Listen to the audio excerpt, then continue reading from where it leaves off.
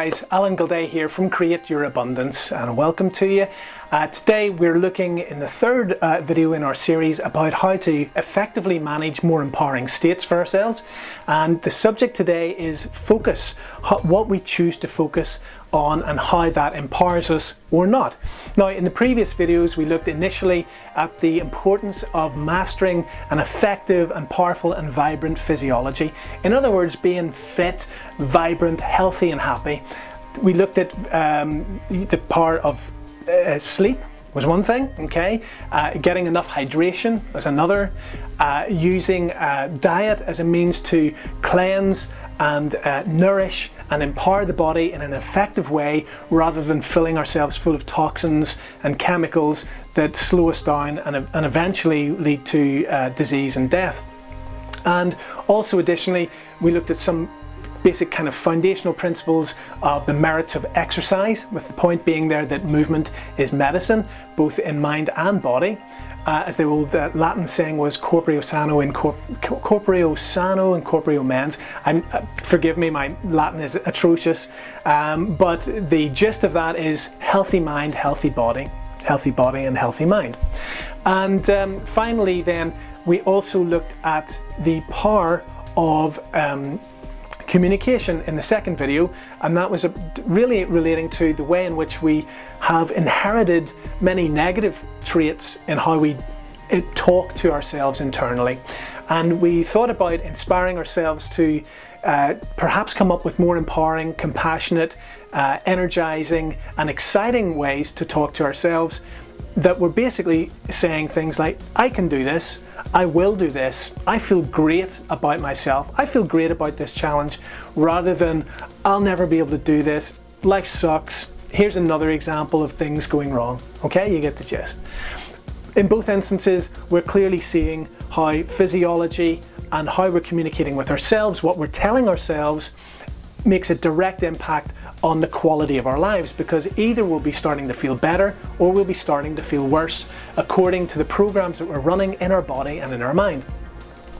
And thirdly then, today, let's have a quick think about focus, the power of focus. And again, this comes back really from what Tony Robbins has taught so brilliantly in collating his research from left, right and center through neuroscience, brain science, physiology, psychology, sales techniques. I mean, Tony Robbins really is a maestro in terms of the resources that he is able to bring to us as toolkits for more effective living, more empowered living.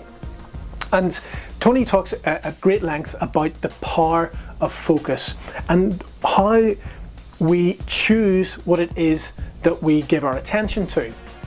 What we focus on tends to grow, at least in our own perception. If you've bought a car or you're considering buying a certain car, we've all had that experience of driving somewhere or walking somewhere, and then all you ever see is that blooming car driving by, and you never were aware of it previously, because the brain is a marvelous piece of equipment for decoding patterns in random signals. And so this is the way the Rorschach test works, for example. What we focus on tends to sort of solidify in our perception. So if we set our intention to focus on what's effective, what's helping us grow, what's positive and what's good, it's a much more empowering state to put ourselves in, regardless of whether or not the actual circumstances have changed or not, than looking at something with a negative slant. It's the old adage of, is the glass half full or half empty? And the point here is that, you know, it actually isn't the circumstance that needs to change. Let's say, for example, we lose our job, which happened to me recently. You lose your job and suddenly you're in this position of kind of going, well, I can say that the glass is half empty and emptying very quickly, because what am I going to do for an income? What am I going to do for, you know, there's all the different things that you start to communicate to yourself negatively. And yet on the other hand, there's that situation where you go, right, well, this job has ended. Like many other things have ended in my life that I was resistant to, but yet positive and wonderful experiences have come along since. And no, I'm not going to say there's always more fish in the sea.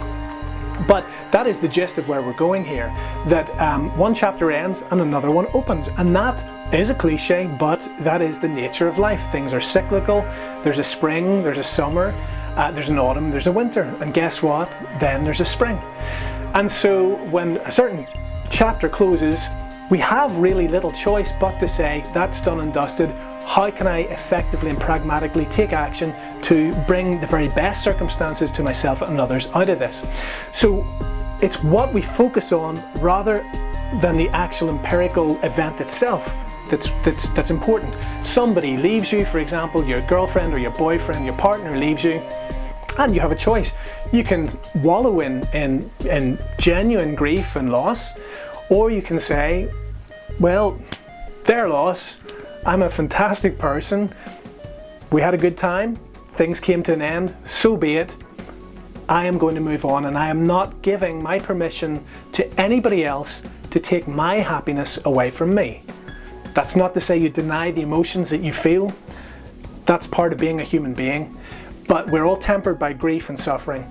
But let's minimize it as much as possible, okay? If we can consciously use our mind to focus on things that are going to make us feel more empowered and more of service to ourselves and others, then let's use that faculty that we've been given to choose where we put our attention. Absolutely important. I was chatting last night with Matthew Armstrong of Be Your Potential, and I really recommend you go over and start diving into the treasure trove of Matthew's videos. I've been listening to him on YouTube over the years and really learnt a lot and been inspired by him, and it was a pleasure to be chatting with him last night. But one of the things we were talking about, Matthew was pointing out that at any given moment our brain, this phenomenal computing machine, is actually assimilating like something like 2 to 4 million bits of data per second. And the conscious mind can deal with about 200 to 400 units of that whole amassed information. So it's a very thin sliver of the pie chart. Effectively then, the important thing here is where we choose to put that laser focus of our conscious attention. And we can use our will to determine that no matter what, I am going to take a positive outcome. Now, when things become very challenging for us and when we are experiencing real difficulties and real emotional turbulence, there are other things that we can do to help give a context for what we're going through. For example, I went through a very difficult and sad time when I broke up with a woman that I loved very much.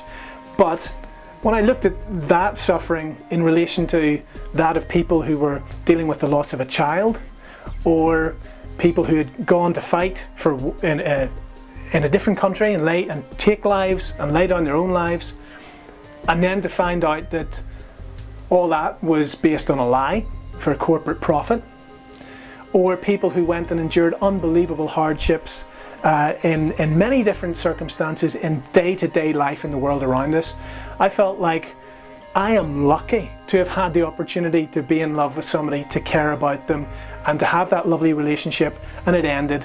Suck it up, move on, and that will help me be more compassionate in the future when other people are experiencing that particular loss. I mean, I cannot consider that I have problems in the scheme of things when I look at what other people are dealing with, the cliches of children starving and so on. Those are things that are so real. And Tony Robbins again talked about, if we're ever feeling self-absorbed and sorry for ourselves, get ourselves down to the cancer ward in a children's hospital. And if that's what it takes to pull our head out of our butts and start thinking about how much we have to be grateful for, and how much we can be of service to others who need love, who need attention, who need devotion, who need laughter, then we can start to use that energy of self-absorption and direct it out in a more skilled and useful way that's of service to others. If you find that you would like to create an income and share wisdom and your passion through blogging, then click on the link below and I'd be delighted to hear from you and see what passion and truth and fun you can bring to the world yourself. So thanks very much, guys. Be well, be happy.